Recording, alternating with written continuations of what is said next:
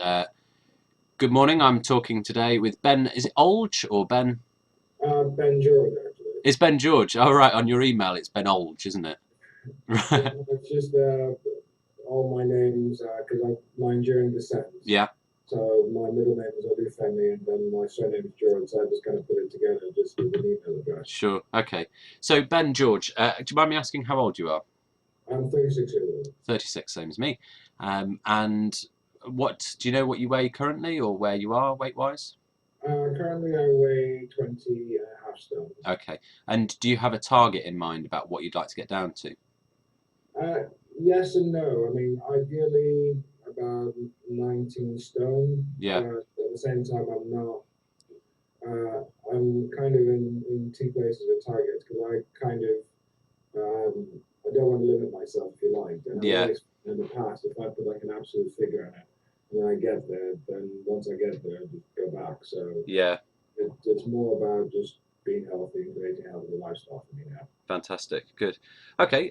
Well, I mean, do you want to sort of talk a little bit about, what did you find has caused you to put on weight over the years? What do you have a good relationship with food or? I'd say in the past, no, I haven't had a good relationship with food at all Mm, because um, I I just, used to binge eat all the time. I wasn't really happy with my life. I didn't, food was just something that I did to kind of comfort myself with a lot of other issues that I had. mm, So just, I couldn't really stop myself from eating. I just, kept going all the time. So a very, really, really bad relationship with food, I'd mm. say. I mean, you're talking about sort of essentially emotional eating there. Did you know, or do you know when you're doing that you're eating because you're frustrated or because you're not happy or? Yes and no. I mean, it was more a case of I've always kind of enjoyed food and I just eat a lot of food. So it wasn't a case of necessarily knowing that I was emotionally eating. I was kind of aware that, okay, I'm probably eating more than I should be because there's not enough going on Yeah. to distract me. But at the same time, it wasn't a case of being fully aware that, if I don't handle the other things, then this eating will still way of pacifying me in a sense. Yeah. So it was it's very, very complex. I mean, Mm, it's part of my eating issues were around, not necessarily having good sleep cycles, so you're not mm, necessarily having good regular eating patterns. Always sort of coming from a family where my mom always sort of, not that she encouraged me to overeat or anything, but she was always like, I think to a certain extent, if you're eating well, then at least you're not starving. So yeah.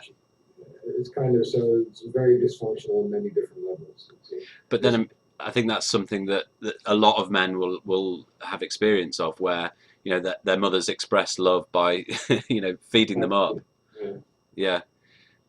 I mean, one of the interesting things about your story is that you're a doctor. You're a practicing GP, or what's your sort of I work as a A&E doctor. A&E doctor? Okay. And I mean, this has been in the news a lot recently about whether people working within the NHS and on frontline services for patients, should they have a greater responsibility on them to maintain a healthy weight? Um, yes and no. I mean, I think yes, you should. If you're a doctor, looking healthy makes you look better. But just because you look healthy doesn't mean you are healthy. Yeah, yeah, And also, I mean, I'm knowing a lot of people who look very healthy. They're chain smokers and alcoholics, so it's not one doesn't necessarily translate into the other. yeah. But also, I'm very much, although I work in the NHS, I don't necessarily follow anything NHS related in terms of the way I should watch my diet or behave because I think institutions have very many good intentions but many competing influences. Mm, So they're always a little bit behind. And I think if I followed anything, and this is my personal view, if I followed anything which was just prescribed by the government, I think I'd be on the wrong path yeah, for my. yeah. So I'm not saying it doesn't work for people. I think they've got lots of really good services out there Mm, and also really good help, and the NHS is trying very hard. I just think I've kind of divorced myself from that and taken my personal responsibility for me mm, want to approach things in the future. Mm. One thing I'm always interested in terms of people who work with, the public in terms of health and through the NHS, Mm. is what are you allowed to say to people? Because obviously some of the times that you see people, you know that their weight is a huge impact Yeah. on either the condition that they're suffering from or it's going to cause problems. Mm. What's the directives to you as a doctor? There is no full-on direct. If you're in the dietary services, then you've got like, right, this is what we do, this is how we do things, and this is where we're going. Mm. They've got clear guidelines. If you're sort of seeing patients on a daily basis in A&E department, you come in and say, right, okay, your issue is, part of your issue is that you're overweight. Mm. I can say that to people, but if they're coming in because they're having a heart attack, it's not the time for it. Yeah. So it's one of those things where, depending on where you are in the health service, you will get appropriate guidance, but some parts of the health service can't relate to that. And also, I think it depends on the person as well. Mm. So if you're on a ward where you've got more time, you can sort of get into a bigger discussion with your patient. If your patient's open to that discussion, wants help with that kind of thing, Mm. then you can actually sit down and say to them, right, okay, it's about health, it's about nutrition, it's about exercise. Mm. But that's kind of a problem, I think, with doctors in the NHS and health services. Is I think there's one aspect of the health service, and that's the weight loss and cognitive behavioral therapy. Yeah. I think they're actually very, very well geared towards helping people with weight loss, because it's a complex issue. I actually think what you eat and how you exercise are the food and the exercise are important, but I think they're the secondary issue. Yeah. The bigger issue is why you want to lose weight, how you want to lose weight, and different behavioral things, which, to be honest, are not really covered by anything else except for the CBT type approach. This is just in speaking with regards to the NHS and public health services, but that's just, I think that's very much in the infancy, so it's not fully, I don't know how widely available it is, such, and so it's difficult. Yeah. I mean, let's go back to your case. Why, or actually, how are you approaching your weight loss? Because as you say, you want to move towards a healthier lifestyle rather than saying this is attached to a goal of target weight. So what choices are you making differently? Well, my choices are, I mean, we've done lots and lots of different diets, and as a doctor, you kind of understand the science behind most of them on different levels. But just because you understand the diet doesn't mean you stick to it. Yeah. And so I kind of got away completely from all the fad diets kind of thing. I did calorie counting for a little while, actually, because I wanted to sort of say, what am I eating? How much am I eating? And just from having that awareness of, okay, this has more in it than I expected it to. Eat more porridge or less porridge. I eat this kind of porridge and not that kind of porridge. I put a little bit of honey rather than 2 spoons of sugar. I use maybe a little bit less oil than anything else. So just by having that awareness of what the calorie content of different foods are, I have a healthy range of foods that I eat. And then in terms of where I go shopping and what I buy, I tend to try and buy more quality and less processed. So just really basic, simple stuff. And then in terms of eating, and this is why I think how you eat is actually really, really important. Just slowing down actually makes a massive difference. And I don't think people actually realize that. I didn't. I mean, a friend of mine said this to me 2 years ago. I think they just slow down. And I used to think, what she's talking about, and I paid no attention to it whatsoever. And now I started getting to the point that I think I irritate my wife, because sometimes dinner takes about an hour for me. She's already had food, packed away her dishes, and come on, start doing some work, because she works really hard. And I'm still sort of going over my plate in a really slow fashion. So just slowing down, I find that I get satisfied much more easier, and I eat less food. And that kind of fascinated me. So I started doing studying and reading books and just finding out things like just by slowing down, you're getting more nutrition from your food, so you're eating less because your body needs less, Yeah. or it gets what it needs, so it doesn't need to keep stimulating you to eat that whole amount. I sort of learned more about the physiology of satisfaction because you go over that in medical school, but you kind of forget because it's not important to savings of everyone's having a heart attack. So Yeah. Yeah. Yeah. you just remember, and it's just eating over about 20 minutes. You actually feel satisfied. Because you're satisfied, you just eat less. Mm. And So, so just sorry to interrupt, Ben, but just take me through how you would eat a plate of food then, because there are some quite useful specific tips, aren't there? I mean, some things tips they say eat like chew 20 times before you swallow and things like that. I approach it from a different point of view. I sort of pay attention to my food more. Mm. So like I take a bite of food and like I was eating an apple this morning, and it's kind of funny because I didn't notice it a year ago. Bite into the apple, you get this wash of juices in your mouth. It's quite flavoursome. As you're chewing, the textures change, Mm. and it's just like each mouthful with pleasure. Mm. And just I've taken 2 or 3 bites and I started to feel full. Mm.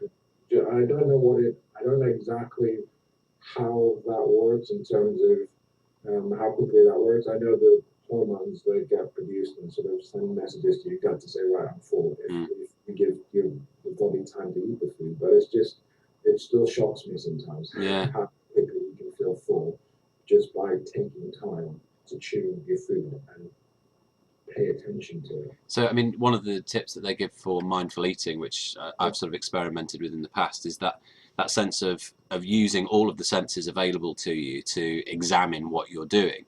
So, really looking at your food and really appreciating the smell and the taste and the textures of it. And it sounds very weird, doesn't it, when you start, because, I mean, eating's such a basic process. You sort of, it's that. Yeah. But it does really, really help to focus in on what you're doing. And as you say, when you start realizing that, gosh, there's a lot of mouthfuls of food on this plate, Yeah. it does really sort of work through. So how long have you been doing that for? I've been doing it for about 4 months now, Yeah, and I've actually lost 2 stones already. Just superb. the mindful eating. Yeah. The other things which I sort of do is I've taken like a lot of courses on sort of psychology and Mm. things like that, and so just noticing my patterns Mm. a lot. Like one thing I tend to do, as soon as 9 o'clock hits, I'm more likely to eat something. Okay. And I'd say that's just because of tiredness, basically. Mm. So I kind of like, okay, if I'm watching TV, well, don't watch TV downstairs, come upstairs and watch TV upstairs. I'm less likely to go downstairs and Yeah. something. Or I go to bed, read a book, and then go to sleep because you got work the next day. So why stay up to the point where you get really tired? And it actually even goes on. I might actually be more likely to order a takeaway Mm. just because I'm up that late and I feel tired. Mm. And so just knowing that about myself, I just be careful about that. And it's almost like clockwork, Yeah. the way that happens. Other things which I personally read about is willpower, the science behind it, and how they talk about it being like a muscle. And so rather than spending time trying to use my willpower, well, I'm not going to eat this, I'm going to eat this, I just kind of use it in a different way. So if I want to do exercise, I don't focus on going running. I focus on put on my trousers, put on my socks, put on my trainers, uh, get some music which I like listening to, and then just walk down to the park. Mm. I run, fine. If I don't run, it's not a big deal. But by the time I've gone through that whole process and I get there, I just go, okay, I'll do a run. And that just keeps me consistently doing exercise. Mm. And so it's just little things like that. Mm. I'm just learning about different psychologies and physiology and my patterns personally, as well as Yeah. patterns, and they just makes it easy to lose weight now. So, I mean, if you can translate that into, if I'm watching this as another Man v Fat viewer, reader, how could I sort of use that insight in my own battle against fat? How can I use that psychological approach? I say three levels. I think a lot of people. I mean, there's a TED talk. I don't know if you've seen it, by a guy called Simon Sinek. Okay, Uh, I'll find it and I'll link it underneath. yeah, and it's more about business than it is about weight loss. But he talks about people doing why you do things, how you do things, and what you do. Mm. And he says Apple, the big why is they like fighting against the establishment, and they do that by making cool new revolutionary products, and they just happen to make laptops. So those are the three levels they approach things. And so I think that's the same way to go weight loss. You should start with your why. Why do you want to lose weight? Sometimes as people say, "Well, my wife's nagging me." Okay, that's powerful, but that's only going to take you so far. Yeah. Or you've got like a date, or you've got a thing coming up. So forget about you need a why that's balanced between your external circumstances and your internal circumstances. For me, I want to be in good shape. I want to be able to take care of my kids. I want to be around for my wife. So I've got a strong personal. Mm. You need to know that for you because if your motivations are short term, Mm. your success will is likely to be short term. Mm. And that doesn't mean you can't succeed. Just be aware that okay, at some point I need to get another reason to keep this going. Mm. The next step is your how. How am I going to do this? So that's about how you eat. That's about your patterns, your individual psychological patterns around food. And the only way I can think of to sort of say get to grips with this is you need to spend some time actually documenting things. Mm. So, keep a diary of your food. Mm.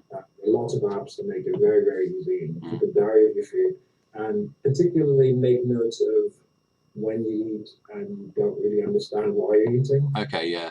Keep a real note of just what's happening. And over some times, even if you don't understand it, you kind of see a pattern. Say, right, okay, at this time I do this. So just be aware of it, and that's all you need to do. And when you're more aware of your patterns, and you're also aware of things like eating slowly, so that you get more satisfaction from food, or the willpower behind or the science behind willpower in terms of don't focus on making yourself go for the run, just handle the others around it, or don't focus on being limiting how much food you eat, to surround yourself with healthy food, that kind of thing. And so you're literally just making your environment and your situation positive for you to achieve the success you want. Yeah. And so you handle your why, you handle your how, and then the what in terms of the food you eat and the exercise you do. Those are less important because you just tend to be healthier, Mm. and um, it's less of a I'm going to force myself to go and get stuff, and more of I'm creating a lifestyle that's going to get me where I want to go. Yeah. Yeah. It's easier. Yeah. Fantastic. Well, I'll make sure that we link the TED talk that you're referring to and a few of the other things about mindful eating in the video too. Ben, what's the sort of the next step for you? I mean, obviously you've done incredibly up to now using your own process. It's fascinating always talking to guys about weight loss because so few of them actually just go, well, I'm doing Weight Watchers, or that's they tend to take control much more of their own circumstances and say, this is how I'm going to do it. I don't care about how you're doing it. These are my rules, or But so what's next for you? For me, I'm actually starting a business around weight loss. Mm. I'm actually putting together services where I teach people about the different aspects of, and it's getting all this together. It's taking me time. The different aspects of how your motivations help you with your long-term goals, about how different aspects of physiology and psychology and mindful eating, and lots of different things are going to help you with regards to your process. So that by the time you actually get around to thinking, well, okay, what diet do I want to pick, or what exercise do I want to do, it just falls off the bone. It's easy. Yeah, falls off the bone. I like that. Great stuff. Excellent. Well, very nice speaking to you. I'll link your member profile as well in the video, so people can chat to you and say hi on the site. And very nice to meet you, Ben. Nice to meet you too. Take care. Yes, bye.